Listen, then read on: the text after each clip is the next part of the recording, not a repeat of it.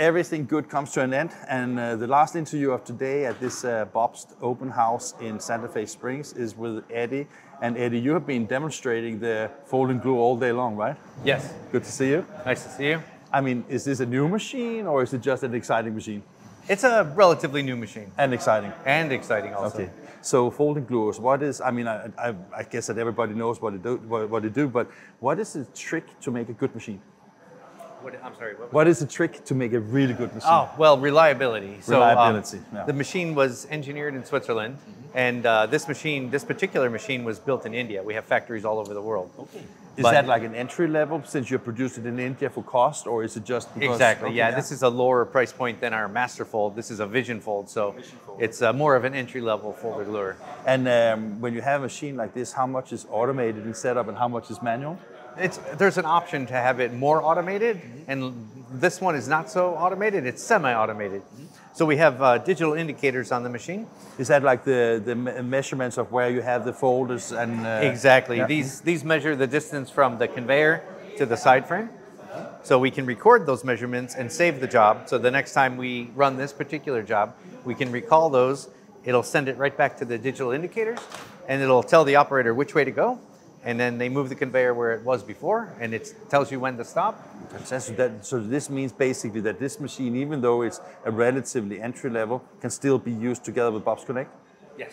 Okay, and that is smart with all the measurements, right? Exactly, yeah. With BOBST Connect, we can actually force the recipe of the job directly to the machine. Okay. And that way the operator can recall that recipe and, like I said, set the conveyors exactly where they go. Okay, and basically the idea when you do, as an operator, do this machine, is basically, of course, you have the printed sheet that has been die cut, and then you basically have the folding and the patterns, and then you set up the machine. Maybe you could explain a little bit what goes on here? Sure, let me grab a carton so I can demonstrate. That's super nice.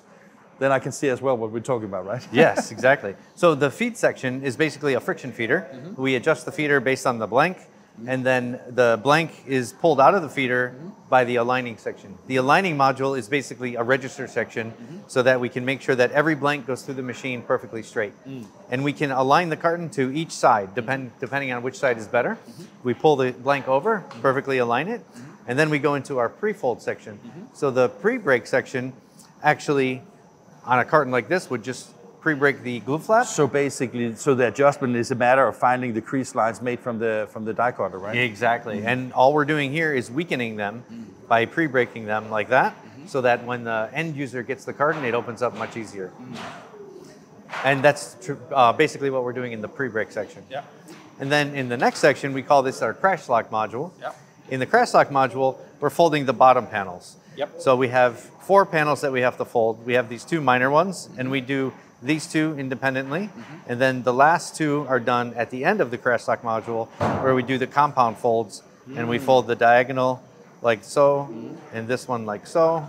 Is that because you want to glue here, or? Exactly. Okay. So you have like, it's called an automated box, or what is automated? Yeah, automated bottom box. Bottom box. Crash lock bottom box. Yep. Yeah. So then when it folds and gets glued, when it opens up, it's like an accordion, and it creates the bottom. And that basically also means that you have only 2 glue points on the to make sure that the box works, right? Oh, you have 3. 3. You have 1 on the side seam, and then you have 2 here on the bottom. Yeah.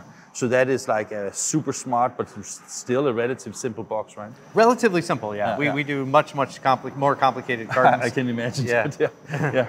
So that was like where it started to do the bottom of the box. Yeah. Right? So when we leave the crash lock module, all of this is folded, like so, and then we can go through the glue pot. We have a lower glue pot, so we can apply glue end to end, or we have the extrusion glue system from HHS, and we apply the glue dots here and here. So it's either full surface or just dots? Yes, basically. we can do either. Okay. Yep.